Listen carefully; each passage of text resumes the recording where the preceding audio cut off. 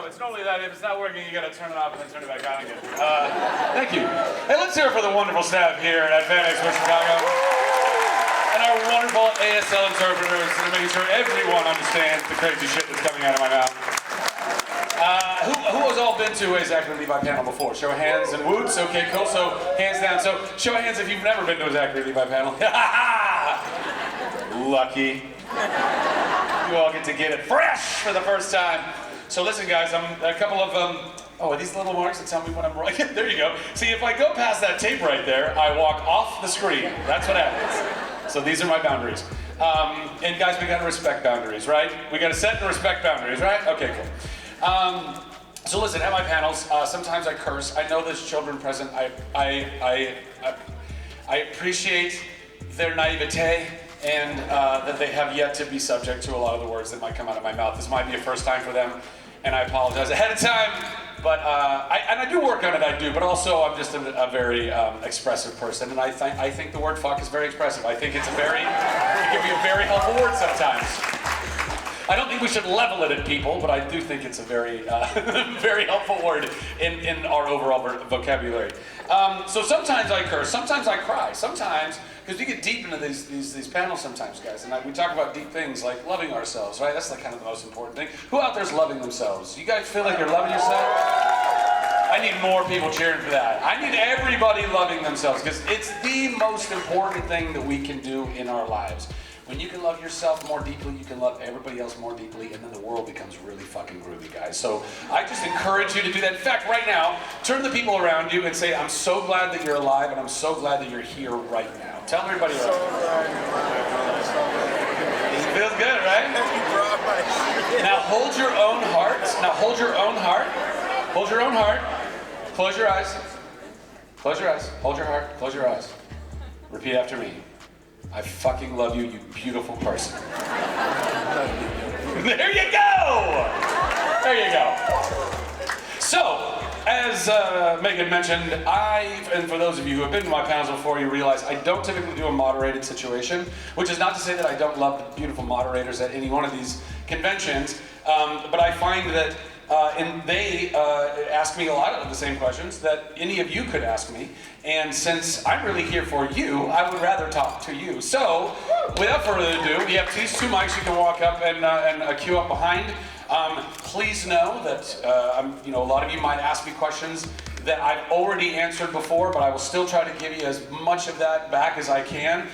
If it's something that is very obvious, I might be very quick with it, but nonetheless, I love that it's coming out of your individual mouths. And this is very difficult because I've got a beautiful Captain America, no? Stargirl. Stargirl, of course, I should know that, it's in my universe. I was testing you all, I knew exactly what I was doing. And a Bo Peep of sorts, It's a maid. It's a maid! It's a maiding! No, all right, we're gonna go with Stargirl, and then we're gonna come over to Miss Maid. All right, so Stargirl, shoot. First question, out of the gate, what is it? No pressure. I just want to say you're my favorite TV show. You have excellent taste in television. And I wanted to know if you have a favorite memory with your co-stars Yvonne, Joshua, and Adam. Yes. Oh, actually, I probably should have talked about that. Hold on a second, guys. Some more housekeeping. So, some of you may know we're in a strike, multiple strikes in Hollywood right now. And by the way, strikes that I very much support, mainly because actors and writers and really people all through all of our crews have really been shit on for far too long. And which is not to say that people like me, schmuckos like me, haven't made a lot of money. I'm very grateful for the career that I've gotten. But I am a part of a very small percentage of actors in Hollywood that are blessed enough where I'm not super hurting right now. Most actors that are in the Screen Actors Guild are really hurting right now because even when we were working, they weren't getting paid what they deserved. So I want to make it very clear, I am very much in support of both the WGA and SAG strikes. Amen. Absolutely. As a part of that strike, you may or may not know that there are certain things I'm not technically supposed to talk about. Like all the things you're about to ask me. So what we're going to do is, I'm gonna try to honor all that, but also recognizing that I'm not the one who's bringing these ideas into your heads. You are coming to me with them, and I'm gonna try to answer these questions as authentically as possible, while also making it kind of like a fun word game where nobody knows what we're talking about, right? Awesome. And before I get to that, and I will get to that, I promise, Stargirl, one more thing about all of the strike and stuff. I can't stress this enough, and I know there's a lot of you fellow nerds out here and futurists and technologists and people that understand where we're at right now as a human society and where we're possibly going to be 10 years from now if we're even still alive. And so what I know we joke, it's funny because it's true. So AI is one of the biggest parts of what we're striking about in Hollywood right now. And a lot of people kind of, you can find a lot of these opinions online. Well, you can find any opinion online, can't you? But there's a kind of divide in AI. Some people are like, hey guys, it's the coolest thing ever, and it's helping all of us do these cool jobs, and look, things you could never do before, you can now do it. Granted, there's some really cool things we can do with AI right now. But I think, like with every very powerful fucking thing that we ever, in our stupid hubris as human beings come up with, we have to recognize that power can very quickly consume all of us and all of our jobs. So know that as Hollywood, we're asking you guys to support us as humans, because very quickly, even if we get great contracts in this round, a few years from now, AI is going to be so good that you won't be able to tell the difference. In fact, even right now, I'm sure some of you have probably seen some of the videos that are circulating online where photorealistic graphics are representing human beings now. You can double anyone's voice, you can double people's movements, you can literally write whatever you want to write. So in Hollywood, it's specifically hitting us in the creative world. But just so you know, and this is not trying to be doomsday, but also it is, you guys have to make sure that you're aware in your own industries, in your own jobs, look at where technology is going. Because eventually, it will come for us all. So we have to support each other, right? We have to support humans. We're trying to fight Skynet before it gets here, guys. You gotta support humans. You gotta fight for humans. We gotta fight for each other. Otherwise, we're all unemployed, and then they don't need us anymore. So anyway, back to your question. Best memories? Let me get into that. To be perfectly honest, I have a very hard time accessing like specific memories oftentimes, because particularly on this show that you may or may not be talking about where I played a nerdy spy. Oh, hello? Oh, we're still working, okay.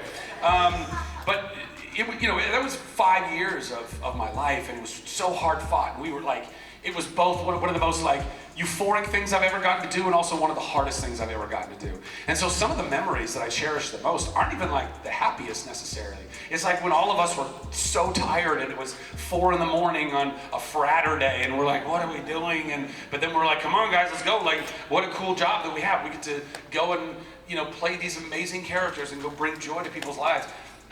But it galvanized us all. So my favorite memories are just like being a family with those guys, because we are. And even though I don't get to see them nearly as much as I used to then, I love them so much. And I can't wait to one day make a Chuck movie and keep, movie. Wait.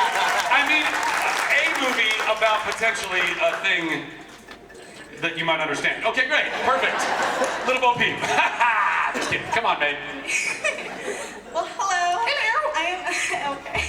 I am a huge fan of your work, from television to major motion pictures, but also the musical revival that you're in, if I can say the name. Yeah, well, as a matter of fact, Broadway's totally fine, so yes, go ahead. All right, so it's called She Loves Me. Yes, She Loves Me. She Loves Me. Hey, anybody else seen She Loves Me out here in the audience? Give me some whoops if you actually saw it live. 1, 2, 3. You're my favorite people in the room. I'm kidding, but you kind of are. Don't tell everybody. And how many people got to see it like on TV, like on Broadway HD or something like that? Yeah, right? Well, thank you, I appreciate it. Did you enjoy it? I love it. Oh, you didn't? No, I do. Oh, you do? Oh, okay. You said I did, but your head kind of shook and I couldn't really hear it. And I was like, this will be awkward, okay. I love it. No, talk to me, what's your question? Yeah, so I just wanted to know if you have any stories about the challenges you faced, maybe going from screen to stage or vice versa. Yeah. Well, hold on, I'm gonna take a sip. Thank you. By the way, people question me sometimes. They're like, why are you tipping it upside down? Because you can put a straw in these guys. But I don't like the straw, guys. I don't like it. It messes, like it's the... Never mind, doesn't matter. It's harder to get the water out, and I don't mind doing the tip. Anyway, what was the question again? Oh yeah. From stage to screen and vice versa. So listen, I started on stage. I was a little spazzy actor kid that could not shut up. I could not shut up. I had no off switch.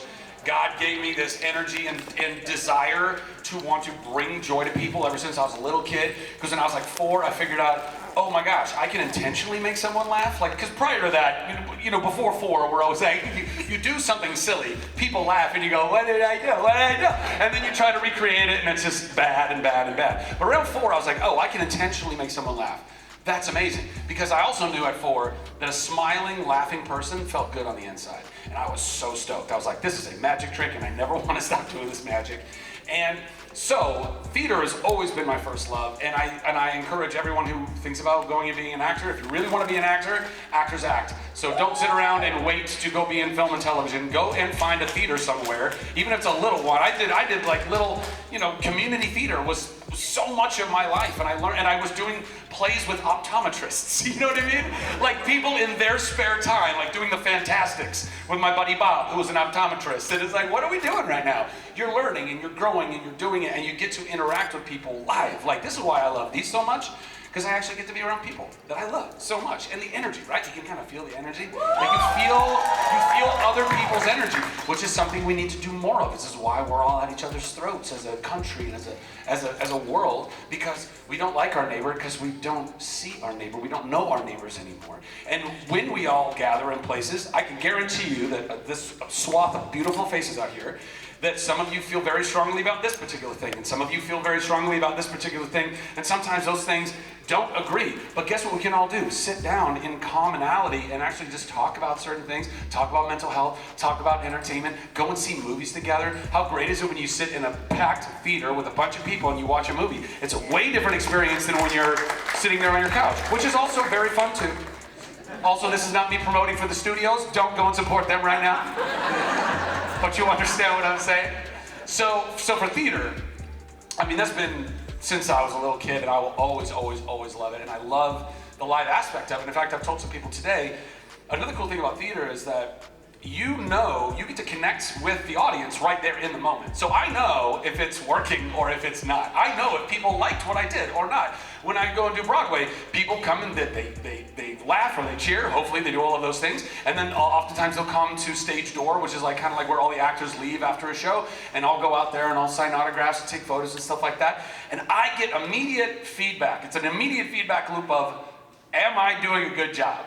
With film and television, we do it in a total vacuum. We're on a soundstage somewhere. There's no audience around to be like, oh my God, I love what you're doing with the role, And so it's only when I get to come to conventions. It's one of the reasons I love coming to conventions. One, I basically get paid to love on people, which is really fucking fun. And I highly recommend it if you can find a job like that. But also part of that is because it closes this really fun, really, I think, important loop of y'all getting an opportunity to come to us and say, not crying, see? You get to come to us and you get to tell us things like, the show that you did or this film that you did carried me through darkness. Carried my family through darkness.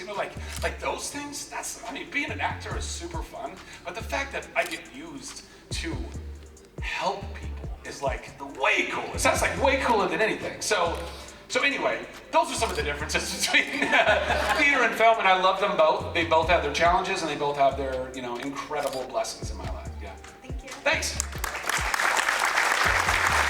Yes, sir. How are you? Thank you. I was always wondering, from an actor's standpoint, and you do a fantastic job with... Thank you. Well, hadn't even gotten to the questions, but yeah, yes, no. you do. I do fantastic with everything, so I was just staying ahead of you.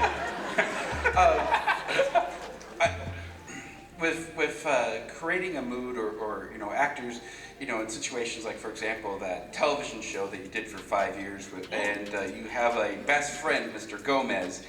Do you, and in your superhero show too, where you have a best friend, you do a really good job of seeming like you have like a shared history, even though obviously you're both professionals that have been kind of brought in. Do you do extra work or how do you prepare to create that sensation of like a shared history, of being best buddies? Well, first of all, thank you. I really appreciate that. I think that's God, really. Like, every time I've gotten a job, like Josh Gomez and I were not acting. I wish I could say that we're so good at what we do. And we are. But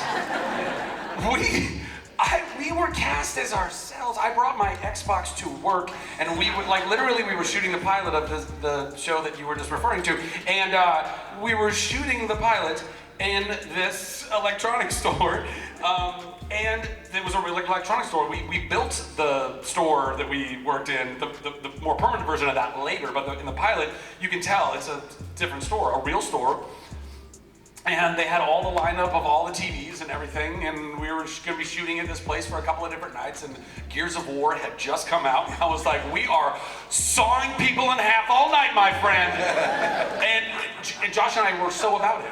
We were those nerdy guys. So there was shared history, and by the way, and it didn't end there. I mean, the levels and the correlations of what we were nerdy about and what we loved and passionate about, and even just things that have happened to us in our own lives personally. There was a lot of that, you know. But that was all this wonderful gift that landed in my lap because I had no control or history over that before, right? And then the same, you know, really, I don't know. What I try to do is I try to make an enjoyable environment for everybody. As much as I can, when you get to be the lead of things, you have, you know, you get a lot of blessing from that, and I think. You know, not to get too Spider-Man on it, but like with great power, and I believe blessings and power are kind of similar. With that great power, great blessings comes great responsibility. And so I think my responsibility on set is to always just love people as best I can, try to be as professional as I can, be on time, don't leave everybody fucking waiting all the time, know your lines, hit your marks, but also have fun. And so, like on movie where I was red. Figure that one out. Bet you can. Like I've got this big Bluetooth speaker I'll just bring to set and on the soundstage or outside or whatever, and I just play literally dance pop music like all day long. And you know, I'll bring my Nintendo Switch and we'll play Mario Kart or whatever, like on that particular film and others. You know, I just give opportunity to, even if you don't have shared history prior to that, start your history right then. Start that bonding, start that investing in each other, even if it's through, you know, video games, which, by the way, is a pretty fantastic way of investing into relationships sometimes. I mean, have you seen, I'm sure you guys have seen some of these videos of like people that have played Call of Duty together for like 10 years, and then all of a sudden their spouse, like, unbeknownst to them, flies their buddy that they've never met in person, and they show up at their front door, and it's just grown men being like, oh my God, can you believe it? Like, they're just falling. But it's an amazing testament, right? To like, even though video games can also be, by the way, very, very unhealthy addictions, FYI. That's just dopamine coming at you left and right, and they know that. So is your social media, FYI. If you haven't watched a documentary called The Social Dilemma, I highly recommend it. It's on one of these stupid streaming companies that I can't talk about. But it's a very, very good documentary, and it talks about social media and how it's basically hijacked all of our minds. Great watch. You should really check it out. What was I saying? Oh yeah, so all that stuff. Yeah, thank you. Appreciate that. Yes. Hello. Okay. So, you said that you came here for all of us. Yeah. Well, my daughters and I came here for you. Thank you. Because I have loved you since you were on some show in the early 90s. Yeah, where I might have played a secretary. Yeah, where you Wait, early 90s? Was that early 90s? How old do you think I am? And if you think I'm that old, I look fantastic. Let me tell you. Early 2000s. Early 2000s. That's what it was. Yeah. I'm a lot older, that's why I think it Stop was it, the you don't look 90s, right?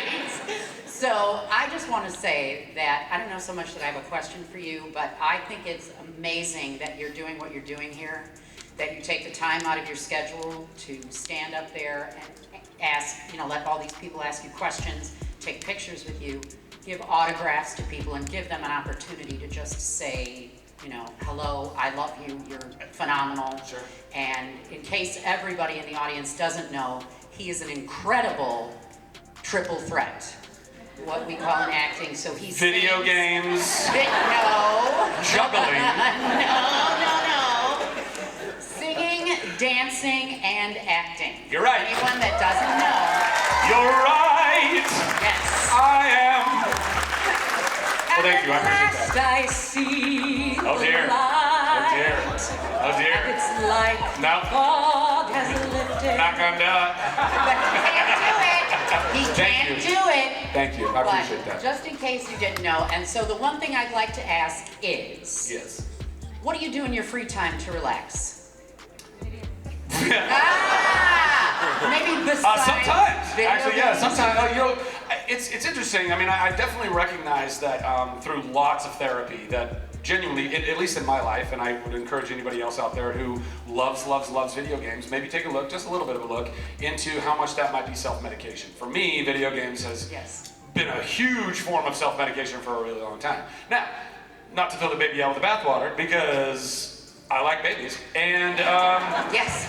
but I think that there can be still even a I don't know, a healthy investment of like getting a little bit of that salve sometimes. And so, you know, occasionally I will absolutely go and find myself completely lost in a video game. I don't know if anybody played Hades, but yeah, a couple of people. That was crack cocaine. That was and so it started as a good like I'm just gonna treat myself, and it was like come on man, I just need more of this. But in my free I don't know. You know, honestly, in my free time, what I'm trying to do now at this point in my life is I'm just trying to invest in myself as much as I can, and that means not like make me the priority over every situation that I find myself in, or somehow thinking that I or any of us should think that we are somehow the center of the universe, because we are not. But we are the center of our universe in essence. We are responsible for our little microcosm of the universe. And one of the things that has been very hard fought in my life, as I've learned, but it's so important, is loving yourself, which is something I talk about all the time because it's the most important thing. I won't stop fucking saying it. Love yourself. Treat yourself by loving yourself. But that is a huge part of what that is actually like physically investing in yourself. Like, are you waking up and are you getting good sleep, first of all, right? Are you eating well? Are you getting up and moving your body? I've been getting into like cold plunging and stuff like that, which I don't know if anybody else here cold plunges, but it's crazy, but it's amazing. It's so good for your body. But all these little ways, and I'm 42 now, right? I'm trying to take care of the gift that God gave me with this meat bag that I get to walk around in. Smart. So that's the kind of stuff. And also just trying to build other businesses and communities that will bless the world. That's what I want to do. Yes, over here. I really don't know what I'm gonna ask, but That's what I like about it. It'd be pretty boring if I did.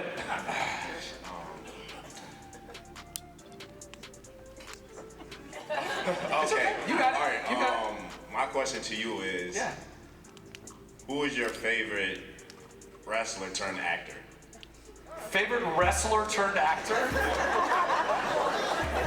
This is a game of hot potato. This is a game of hot potato. Stone Cold. I don't know, probably De Bautista. I think I get to work with him on a thing we were talking about earlier.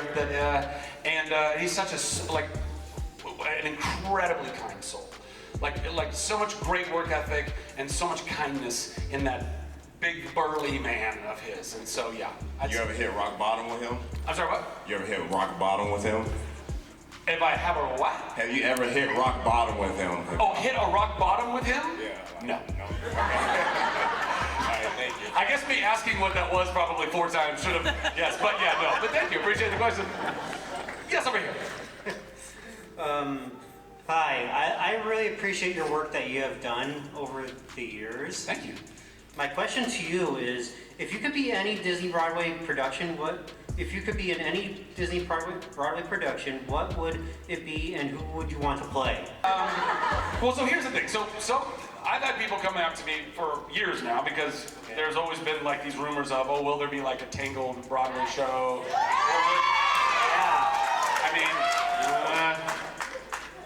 The movie with the hair Broadway show. That was a genuine slip. And or a live action version of said movie. But they go, you're gonna be the guy that you played in the thing, right? You're gonna do that, and I, as much as I am honored that they would want me to continue playing the best prince ever. You're fucking me right. Cause Eugene for the initiated. But yeah, I mean, listen, I would love almost all of the roles I played. To do another iteration or another iteration, I loved playing them, so I would love to do it. But also, I am, per the story, Rapunzel is 17 turning 18. Yeah. And, I don't know, not that I haven't been younged down for some other roles, but I don't know.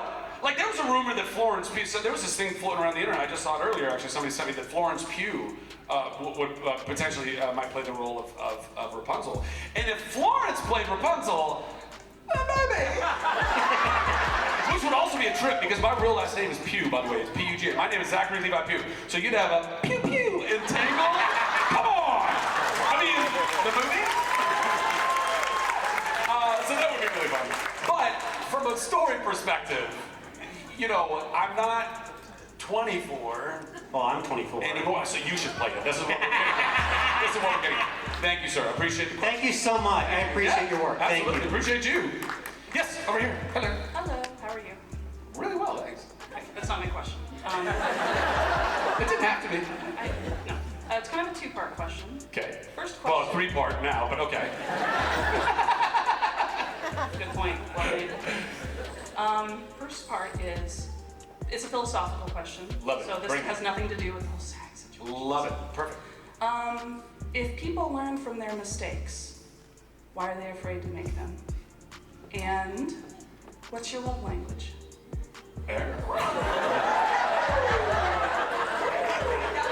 Let's start with that one. I suck at flirting, so no.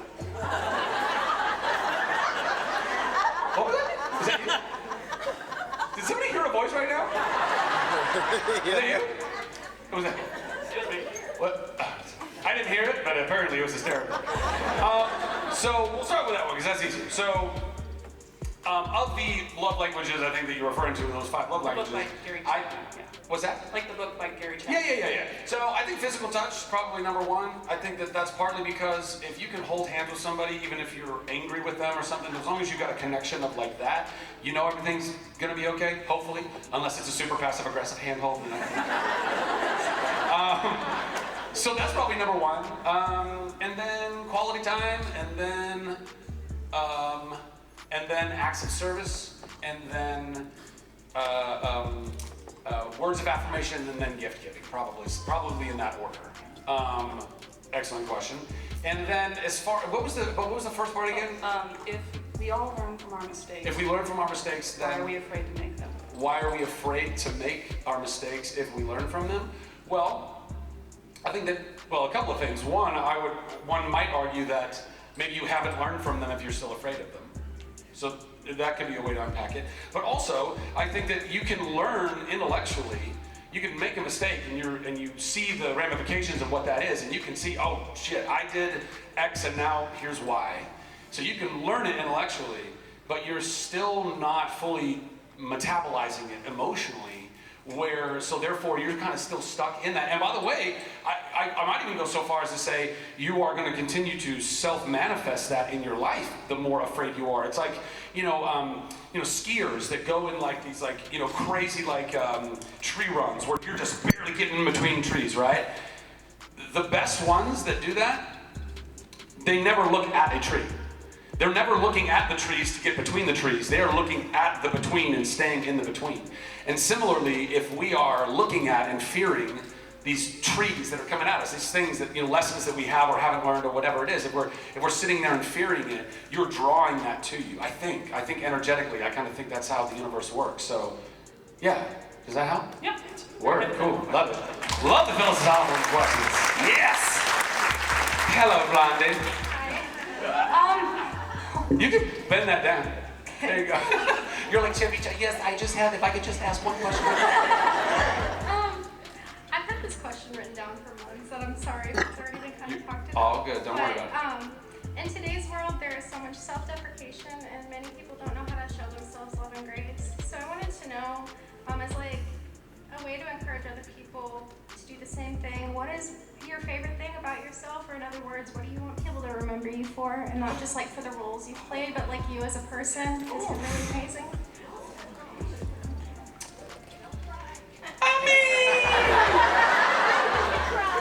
I know I can. I know. I mean, honestly, I don't try to stop myself from crying in these moments because I'm afraid to cry. I know that if I start going, it's probably, now I'm pulling myself back. Like, it can go, right? So, but I love accessing my feelings. Guys, it's so important that you cry. I can't tell you. And when I say guys, and when I just said guys, I meant everybody, but now let me be very specific. Men, please allow yourself to access your feelings. Please allow yourself to access your emotions. Crying does not make you less of a man in any way, shape, or form, right? But we all need to be responsible with our emotions because nobody else is responsible for your emotions. We are all responsible to understand why we're feeling what we're feeling and then not go and be blaming everybody else for how we're feeling, but rather do the work on ourselves, right? Amen. Let's get you do that too. But feel it all. Don't ever do that. Don't ever hold that back. I'm really trying not to. I don't know. I think. I mean, I love. Ever since I was a kid, y'all, like I don't even know what year it was. There was a TV show called what was it called? It's okay, you can't say it anyway. No.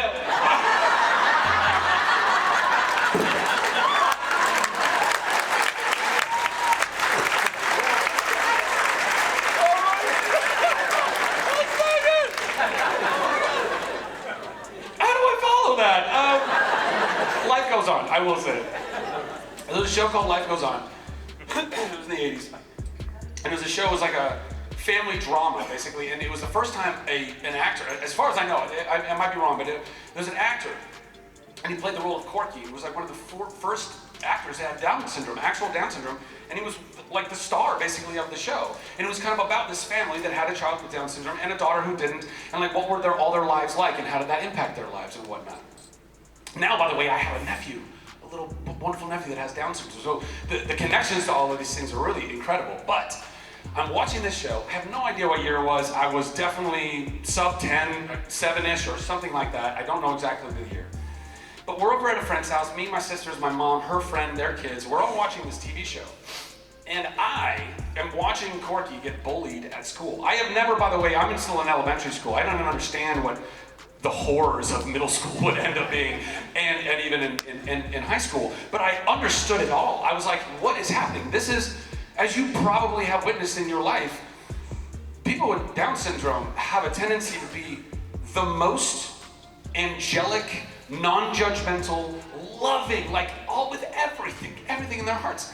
And all these kids, they just made fun of them and bullied him. And I lost my shit. I would not stop crying. My mom and her friend had to take me into the other room because they were like, what just happened? What is wrong? What did something break on the like, you know, and I couldn't, I just kept saying, it's not fair, it's not fair, it's not fair, it's not fair, it's not fair. So that, and then, Lord, when I saw Forrest Gump, let me tell you guys, that broke me in half. Watching Forrest Gump shattered me because again, you're watching this movie, by the way, a fantastic movie. I mean, right, I'm not trying to, sorry studio, or sorry SAG, I'm really not trying to, look, anyway, whatever. But this movie, I was 12, I think, or something, and we're on a family vacation and in Lake Tahoe area, and we go to this theater and we go see Forrest Gump. And I'm making it through most of the movie. Now, I don't know how much you guys remember of this movie, but basically, everyone in his life, all the things that could possibly go wrong to this guy who is not necessarily Down syndrome, but is, you know, special needs, but so, like, everything was just nothing but authenticity and love, and he just wanted the best for everyone and would never take advantage of anyone. The fact that Bubba dies, he still gives him half of the company. Like, all of those things, and I'm like watching this guy and I'm like, we should all be this guy. We should all be this guy. And to watch him be ridiculed the whole movie, and then you get to the point where you're now caught up with the movie, and he's been sitting on the park bench telling all these strangers his whole past, and you're kind of getting all the backstory, and then he's like, and I'm just trying to get to this place, and the lady's like, well, if you're just trying to go there, you can just go right there, and he runs up and he goes to Jenny's home in the present time, and he's meeting Jenny, and he's like, oh my gosh, and all this love, and all they're talking back, and there's this little kid there, little Haley Joel Osment, wasn't it? I think, maybe? Man, little Haley Joel Osment. And he's sitting there, and they're having that conversation, and she just kind of drops. She's like, he's like, oh, what's his name? And she goes, his name's Forrest. Oh boy, it's gonna kill me right now. She goes, his name's Forrest, and he goes, oh, that's my name. And she goes, yeah, he's named after his daddy. And then, I don't know if you guys remember this bit. Ready? He goes. After he's been ridiculed and mocked and everything, the entire movie, and never retaliates, never even lets on anything, he starts crying, and he says, is he like me? So he knew the whole time he knew that everybody ridiculed him and mocked him, he still loved, and he loved, and he loved. And that's the soul that I want to live this life with, and I want all of us to live this life.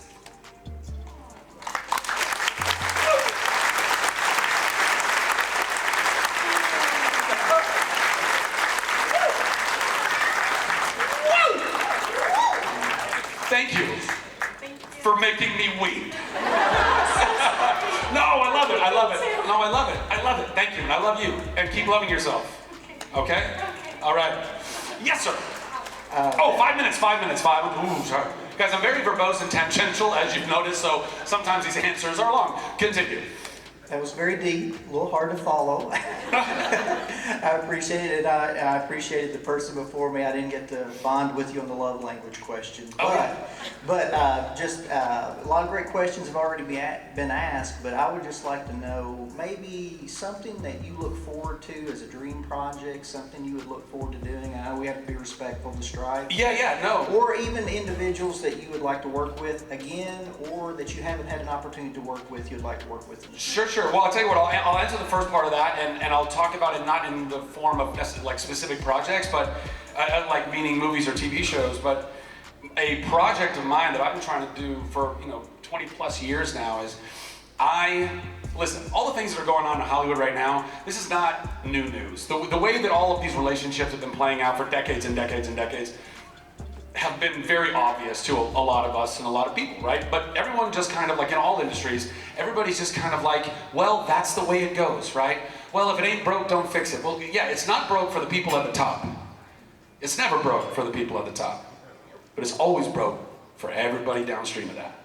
And I despise that. So I feel like God gave me a super deep heart to love, but he also gave me an engineer's mind to go look at problems and fucking fix them, because I am sick of the way that this country and our industry are led. I'm tired of it. And I've been tired. And we're all fucking tired of it. I want to give a special shout out to the Gold Ranger members, Anime King Nick, Chaos Draco, the Arctic Operator, Dig Wyron, Tim Rage, Roderick Hare, Miguel Ortiz, Let's Talk Sports, Papleon Oger, Roderick Ham, Jason Marazes, Willie Maloney, Louis Cairns, Solima Ramirez, Danny Nascimento, Skird, Stephen Heffelman, and Thomas Franco. Thank you guys so much for your support, and if you want a video shout out like this one, sign up to be a Gold Ranger member today. Thanks for watching this video. If you like this content, you know what to do. Hit that like, hit that subscribe button, and hit that notification bell.